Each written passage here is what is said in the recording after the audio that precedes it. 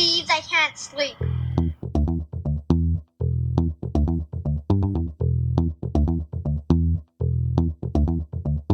It's time to listen to Courtney at last on the Ramblings of an Insomniac podcast.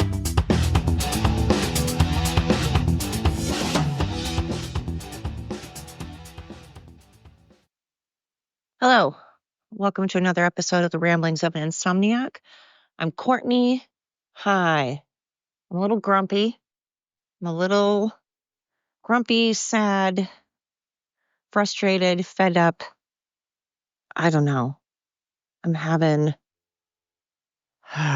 Anyway, first off, hello. Thank you for tuning in. Thank you so much for giving me your time.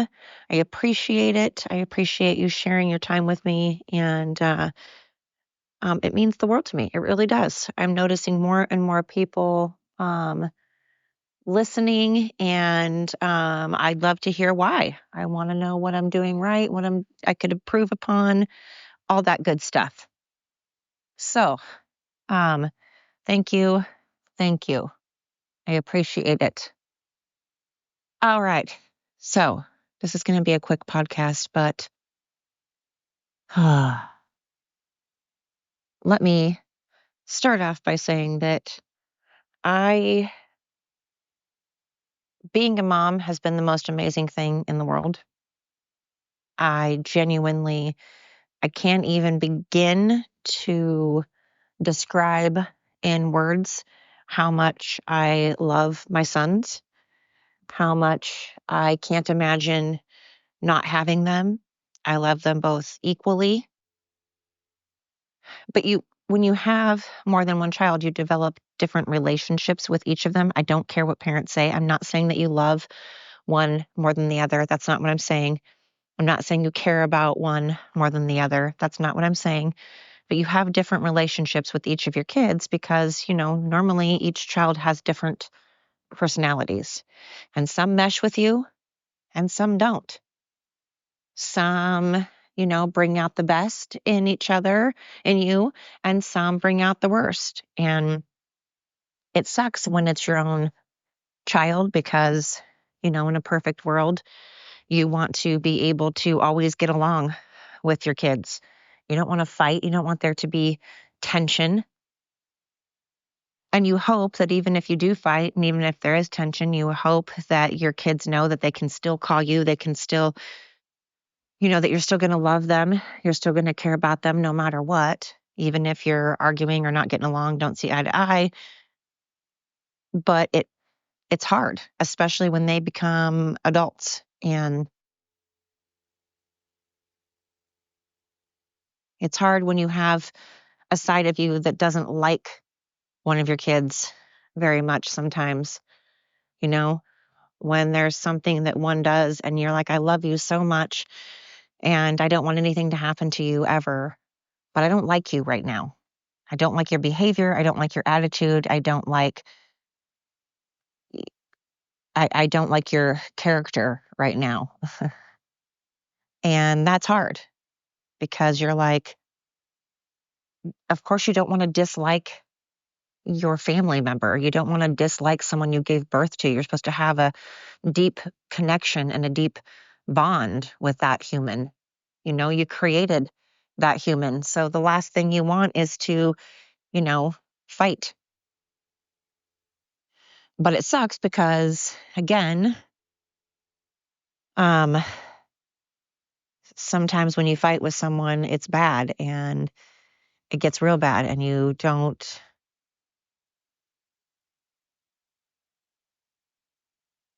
just get to a point where you're so fucking fed up of the fighting and the ungratefulness and not being appreciated and the name calling and the disrespect from your own child, especially when they're an adult and you know better when you're a teen, you know better, from a young age, but especially when you're an adult, you really know, and you should be able to manage your anger better.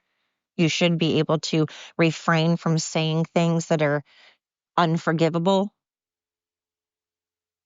I've never understood the name calling, the severe name calling, and saying things like, if you don't care if someone dies, or you hope someone dies, or, I hope you burn in hell, or you're pathetic, you're a piece of shit, you're worthless, that kind of stuff. I'm not saying that is what, my children have said to me, but I've been called those things by people in my life. And I just, um, I don't understand that. And some people are like, oh, words are just words. People say things when they're angry. Yeah, people do things when they're angry too, like kill people. Does that make it okay? Is it okay to kill people when you're angry? Is it okay to hurt people, to abuse people when you're angry? Is it okay to scream and yell and call names because you're angry? I'm angry too. I also don't punch holes in the wall and destroy other people's property. I don't go and get drunk and act like an idiot. I don't say things that are horrible and unforgivable. I'm not perfect. Lord knows I'm not. I do a lot of other things, but I apologize when I'm wrong. I admit when I'm wrong. I don't call people names. I'm very patient. It takes a lot before I get upset. I will tolerate it, and I will tolerate it, and I'll tolerate it. And then unfortunately, when I'm mad and you keep coming at me when I tell you to leave me alone, by the time that I've gotten to the point where I'm like, leave me alone, it means you've got me in a corner like a tiger, and now I'm going to lash out. Not saying it's okay, but just saying that's, then I have a temper. And again, it's after I've been calm and patient and asked nicely and keep asking nicely. And, my background is from an abusive background. So if I tell you to leave me alone, it means leave me alone. It gives me a lot of PTSD when people keep coming at me, especially when they're drunk, especially when I've asked you not to numerous times. That's kind of, I think, on you. I think when someone tells you to not fucking do something, you should just probably listen to them. That's all I'm saying. Anyway, it's hard when you're a mom and you want to have a really deep bond. And when that bond just seems to be gone, it is heartbreaking, and it keeps you up. And it keeps you up all night, and it eats and eats and eats away at you, and it eats at your soul. And it makes you have panic attacks, and it makes you feel like you are having heart palpitations, and it makes you feel like you're having a heart attack, and it makes you have insomnia, and it makes you have high blood pressure and a, rot gut. I probably have ulcers because you want nothing more than to help your children and make things good and perfect. And when you can't, where are you supposed to go? When you have a child that's so full of rage and so full of anger, and again, it's not a child, I can't say child, an adult son that's so full of rage and insecurity. I can't tell if it's massive insecurity or major narcissism. I think there's genuinely, I know that it seems like opposite things. I know it sounds like opposite things and it seems like opposite things, but I don't know. I think they have a lot of the same qualities. Narcissism and insecurity present themselves the same way sometimes. They really do. Narcissism and insecurity genuinely present themselves the same way a lot of times. And I don't know which one it is. Just like, some of my exes that I won't mention, I can't tell if it's massive insecurity or major narcissism. I don't know. Again, I don't think I'm a picnic. I know I have faults. I've always admitted it because I do. And it's my fault for picking the people I do. Like I've discussed before, I am a psychiatrist's dream because I'm the whole come from a broken home, come from a fucked up childhood, and an only child trying to survive on my own. And then I love, broken people that I feel like I can, don't worry, I'll fix them. I don't know why the fuck I do that. And then I complain because I am with a broken person. I knew getting into it that they were broken. I knew getting into it that they had these habits, that they did these things. That's why they ended up being single, because they did those things with other people. But I'm the one, I guess I'm narcissistic. I guess that makes me narcissistic because I think I can fix these people. They didn't ask me to fix them. I am like, oh, I will love you. I will fix you. Come to me. It's absolutely stupid that I do it. I can't complain. I do it to myself, and it's stupid. So this time has to be different. I can't keep doing it. Like I say over and over, definition of insanity. Say it with me, folks. What do I always say? Definition of insanity. Doing the same thing over and over, expecting different results. I mean, that's not my definition. That's just the definition. But I hate it. Being a mom is rewarding and amazing in so many ways, but it also gives you heart attack and insomnia and panic attacks, and you want to throw up because you're worried all the time. You're worried, and you want to fix things, and you think that you're going to have a perfect relationship because you gave birth to them, because you were pregnant with them. You sheltered them for 9 months. You ate the right things. You did the right things to protect them. And when you feel betrayed by your own child, it's hard. When you get called nasty names and you see that person is either deeply hurting and, like I said, and deeply insecure, or deeply narcissistic, either way, it breaks your heart. Especially when they, channel all of that into me. So I bear the whole brunt of it. And then I was with somebody that did the same thing. But I do it to myself, so I can't pretend I'm a martyr because I take other people's frustrations on. I try to help everybody. I try to make everybody else's life better and easier. So I take it all on. I take on the burdens because I don't want anybody else to suffer. I don't want anybody else to have a hard time. I don't want anybody else to have to work hard. I don't want anybody else to lose sleep. I don't want anybody else to be abused. I don't want anybody else to be called names. So I take it on. And then I get heartbroken by it, I don't know. It's hard. Anyway, if you're a parent, you know what I'm talking about. My sons used to always say, one would go, you love him more than you love me. He's your favorite. And then the other would be like, you love him more than me. He's your favorite.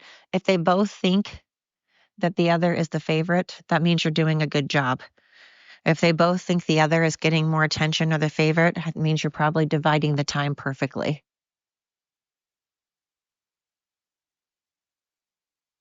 Yeah. Anyway, everybody's taking out their garbage. Anyway, on a different note, it's a pretty nice night. It's probably like freaking 50 degrees out. I mean, not that that's balmy, but 50 degrees for January? Not too shabby. I feel bad for everybody that's dealing with the ice storms and the cold. FEMA, by the way, get some fucking help. I can't wait until Trump becomes in office because FEMA needs to pull their head out and go help everybody that's still in January not getting any help. Those affected by the hurricane are still not getting help. Let me say that again. Those affected by the hurricane are still not getting any help. And now there's ice storms all over the place on top of it. FEMA, FEMA, wherefore art thou? Oh, yeah, you're giving BJs to everybody else, to Biden and Kamala. And Kamala and Biden are giving BJs to Ukraine. They're just passing out BJs like Oprah. You get a BJ, you get a BJ, you get $1 billion, you get $1 billion. You get funded for a war. They're just passing out money and aid like Oprah to everybody but our own country. God forbid our own country gets some aid. My God.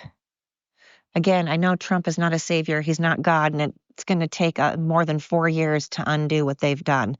They've done like 20 years of bullshit in 4 years' time. They've done so much damage, Biden and Kamala. By they, I mean Biden and Kamala and the Democratic Party, that it's going to take more than 4 years and one person. It has to be all of us.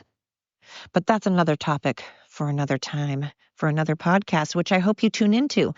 I hope you tune into another podcast like you tuned into this podcast. And maybe this isn't the only podcast of mine that you have tuned into. Maybe you've listened to other episodes. So I hope you continue.